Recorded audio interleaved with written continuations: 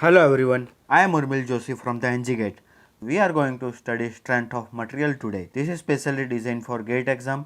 You can use it for engineering exam also, you can use it for university exam also. So first question is why to study strength of material. So here we have load of 15 people and we have to find dimension of cube required to take load of these 15 people. For that what we have to do, we have to find load that can be taken by known dimension of cube. From that we can find dimension of cube required to take load of 15 people. First part is called as strength of material and second part is called as design. We are going to classify this mechanics subject into three parts.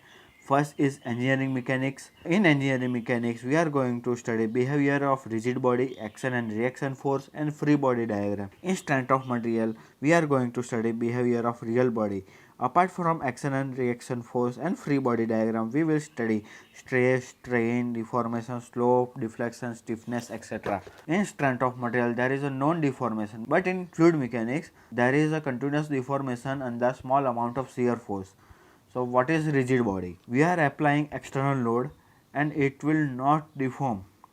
So here we are applying some load and when we are applying some load it is not going to deform. So there is no change in dimension and no change in relative distance between 2 points. So it is called as rigid body. In real body, when we are applying external load it will deform like this. So length of the body is going to change, dimension of body is going to change and relative distance between 2 points is going to change. So what is prismatic bar? When we have some beam or member which has uniform cross section area throughout the length from the one end to the another end. So you can see it here, from one end to the another end there is a constant cross section area, that is rectangular area. Same here, constant cross section area, that is triangular area, and here cross section area is circular. Load or force, action of one body on the another body, this is called as load. So SI unit of load is Newton. We can use kilonewton, giganewton, meganewton also. We use sometimes dyne also. So you can see it here, there is one member and one person is standing like this. So it is applying some point load like this. This action of man on member is called as load. So you can see it here, there is one cantilever beam and one person is standing on it. It is applying point load on it. Free body diagram, this is simply supported beam with point load at the center of beam in downward direction. So when we are removing the support and showing reaction force applied by support, that diagram is called as free body diagram. So you can see here we are applying force in right direction perpendicular to the cross section area. When we are removing the support and showing a reaction force here in green color which is equal and opposite to the applied load, that is called as free body diagram. Same here, we are applying torque in clockwise direction when we see it from right side. If we are removing support and showing reaction force that is equal and opposite to the torque, this is called as free body diagram.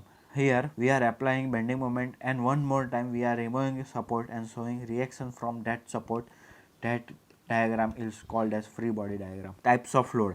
Transverse load, you can see here we are applying point load in downward direction. It is parallel to green member plane and this is cross section plane. It will try to shear or separate our beam like this. It will try to move beam in downward direction, but it is not actually happening.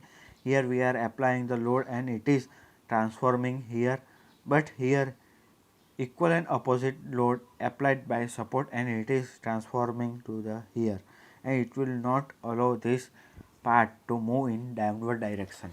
Axial load, when we are applying load that is perpendicular to the cross section area and parallel to member plane, it will try to move our member in right direction, but actually it is not happening. Let's see why.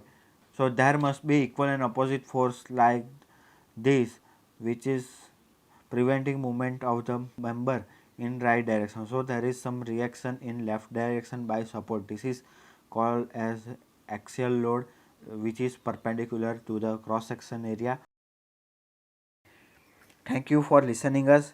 We will come with more and more concept and interesting topic. Write down your doubt in comment section. like, share and subscribe our channel. Thank you for listening us.